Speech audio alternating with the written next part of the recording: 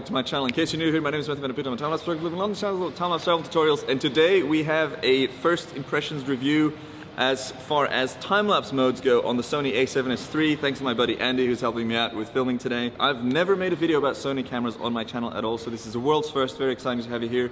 Let's talk about how good this camera is for time-lapse photography. As always, there's plenty of reviewers that talk about everything else, but I do time-lapse and that's what I know and do very well. And that's what we're talking about today. So we're taking the camera out for a couple of shoots. We'll be shooting some time-lapses across Shoreditch or East London. I'll be talking about the built-in time-lapse modes because, believe it or not, I totally forgot my remote. But luckily this camera has great time-lapse modes built in. So this video will cover how to set up a time-lapse, what I think about it, what's the battery life like, what's the image quality like, and a couple of other first impressions. It's kind of like a first hands-on review. It's not a complete review because we just don't have the time for that, but I'm excited to give this to you. This might be useful in your purchasing decision, or maybe it's just a slightly entertaining video. Anyways, let's get going.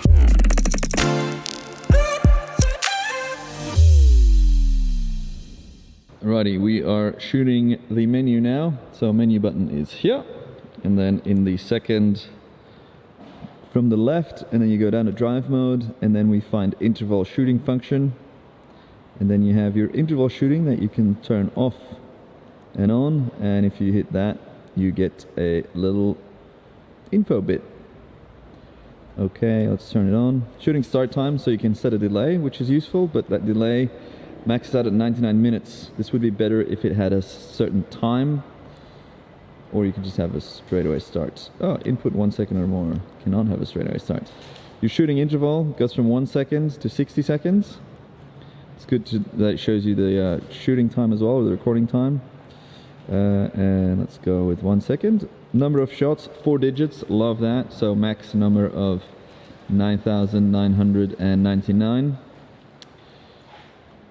And AE tracking sensitivity is how fast it will change the changes in brightness, so that's very good to have. Let's turn it to mid. We haven't really been using that. Shutter type is important to know. Electronic shutter obviously, or mechanical shutter. There are sometimes artifacts when using electronic shutter, so I prefer mechanical, but then that wears the camera down faster, but that's not really a point. Shoot interval priority sets whether or not to automatically adjust the shutter speed, prioritizing shooting intervals when the exposure mode is in program or aperture. Currently disabled. Okay, so let's change to aperture and go back to the menu.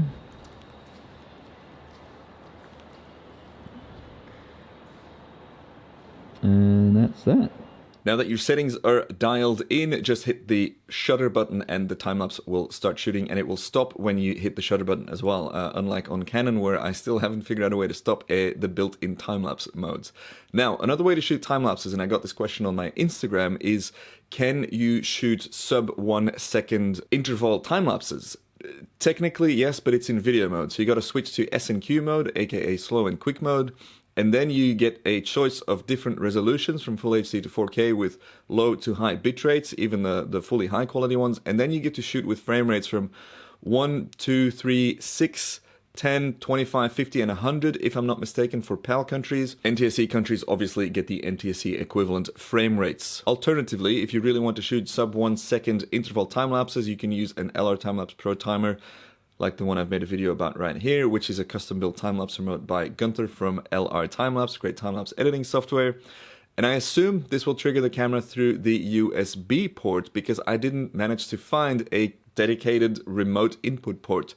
Usually there's a 2.5mm jack like on the S1 or a range of Canon cameras, or an N3 port like on other Canon cameras as well. But yeah, I didn't see one on the Sony, so I assume it'll get triggered by USB-C, but don't quote me on that. We'll find that out soon, I'm sure. Now we've got all the setup stuff out of the way, let's talk about the other things that are important for time-lapse photography, and we will begin with the dynamic range. So the spec sheet says it's got 15 stops of dynamic range, and I have no reason to not believe them, but for this shot where we were, I shot a clip like kind of looking straight into the sun. It was quite a harsh scene, and as you can see, these raw files, they recover the shadows quite easily.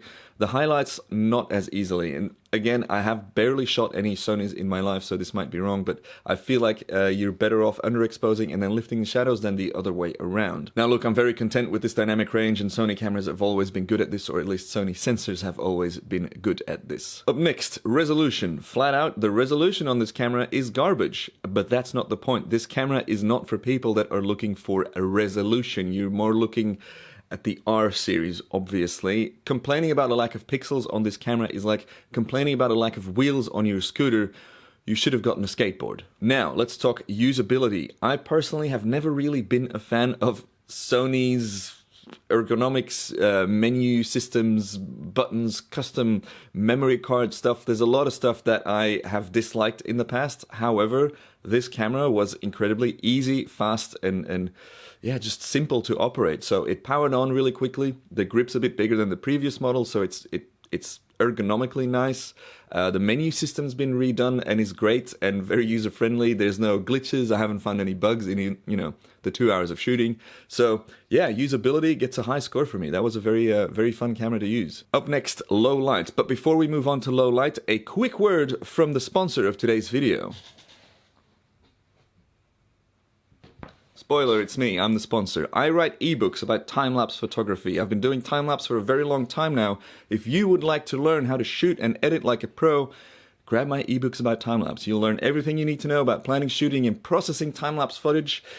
And it's great. Look, they've gotten great reviews. I've helped a lot of people with them. And yeah, I think you should check them out if that's something you want to do. Also, if you have a hobby or you're passionate about something, I wrote another ebook. It's called Passive Income for Creatives. And it literally teaches you a system that you can build out yourself based on whatever it is that you love doing, be it baking or cars or skateboards or scootering or making YouTube videos. You can apply the principles in this book to your hobby and you can make money with it while you sleep. That's pretty much it. All right, back to the video. So, low light. The A7S III is a low light beast. I sadly did not get to test this because we have had such limited time with the camera, but I have no doubts that this camera is going to blow mine. So I will try and find some other videos for you to watch where people actually have managed to review them. But look at it this way. The A7S II, which is now 5 years old, I believe, because it launched in 2015, if I'm not mistaken, is still being used by so many people as an absolute low light machine. I am fairly certain that we will just be able to see in complete darkness with the A7S III. Don't quote me on that, it's a figure of speech, but you get what I mean, right? Alright, moving on. Storage, very important because time-lapse photography takes up a lot of data or a lot of space on your hard drives and your memory cards. The great thing is, this camera, and I wish this was built into every camera, has 2 SD card slots that are also functioning as 2 CF Express card slots. So CF Express cards are very fast. They're like next gen fast, but they're still very expensive. So for now, you can keep using your SD cards, which is great, and they fit in the same slots. For some modes, for some types of shooting, so for example, sub 1 second shooting, you might need really fast SD cards, but they're around, they're available, and they're still cheaper than CF Express cards. So big ups from me for this type of storage system. Something I was a bit anxious about, battery life, because that's just one of the things that Sony cameras have been doing in the past is forcing their users to buy quite a lot of batteries. A lot of the previous Sony mirrorless cameras have really been bad in their battery life, but I'm very happy to report, and I'm actually quite impressed with this camera, the battery life's great.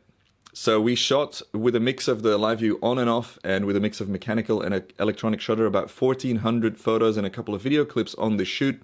It started fully charged at 100% and we ended at around 71%. So that is fantastic battery usage. Plus, you can charge the battery while you're shooting through the USB port. Up next, something that's missing, I really wish it was in there. It's close though, but it's not there. So you can't render your footage in camera. You cannot shoot a sequence and then tell the camera to make that into a video file. The Lumix series do that. That's really exciting. What the Sony does is it gives you this preview of the sequence that you've shot, and you can set your playback speed from 1 to 9 on the screen, but it doesn't render out a video file, which, look, that video file, I use it sometimes as a quick preview to throw on Twitter or Instagram or like a story or something, but it's not built into the Sony, and I wish it were. I feel like if you can render a preview for the screen, you can also make that render into a tangible file that I can download to my phone.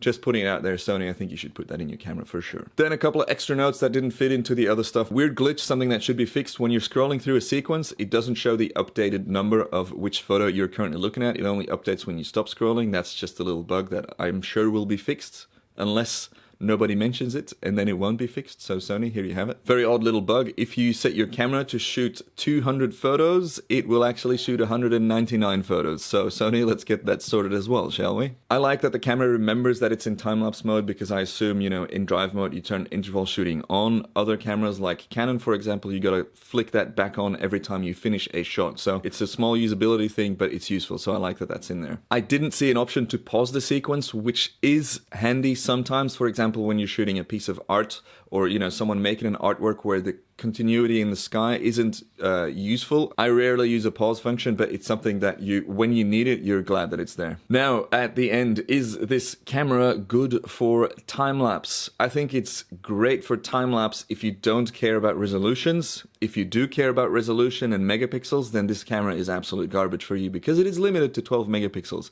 Yes, that gives you 4K video, but most people I know, most pro time-lapsers are now shooting probably around 8K footage. And, you know, we live in an ever-evolving world with more and more screens coming out every day where those pixels are useful, so keep that in mind. But then again, if you're just looking for low-light stuff, Astro stuff, or 4K time-lapses, probably one of the best cameras you can buy. Will I be getting this camera? I will not be getting this camera. Firstly, I love my pixels. I want more resolutions. I'm still really keen to try the R5. Secondly, now I own a huge amount of Canon cameras and lenses, as well as a Lumix lens and a Lumix camera, and maybe another Lumix camera soon. I'm not interested at all in buying into a third system with different chargers, different batteries, different everything. So I'll be sticking to Canon and Lumix for now. Who knows what the future will bring, but yeah, I'm unlikely to be buying this camera in the near future. That being said, I really want to test it out for some Astro shooting, and sadly, I haven't shot any Astro this year. Last year, I did a Utah trip where we shot heaps of Astro stuff, and we rented some gear for that. So if I were to do it, I would probably rent this camera to give it a fair go in some Astro low light conditions. And that's it for this video, this quick first impressions, hands-on mini review. You can't really call it a full review because I had the camera for 2.5 hours, I think. But in the next video, I will be doing a little setup, how to set up a time-lapse with this camera and which settings you should use to make sure that you are getting the best quality out of this camera for your time-lapse shooting. So, in case you're not subscribed, please consider subscribing to support the channel. You can join as well to get access to downloads. I will be uploading some RAW files that you can play with for tier 3 members on Patreon and the YouTube membership channel. And that's pretty much it. Thanks for tuning in. If you have any questions, drop them in the comments down below. And that's pretty much it, what I just said. Thanks for tuning in. I'll see you on the next one. Goodbye.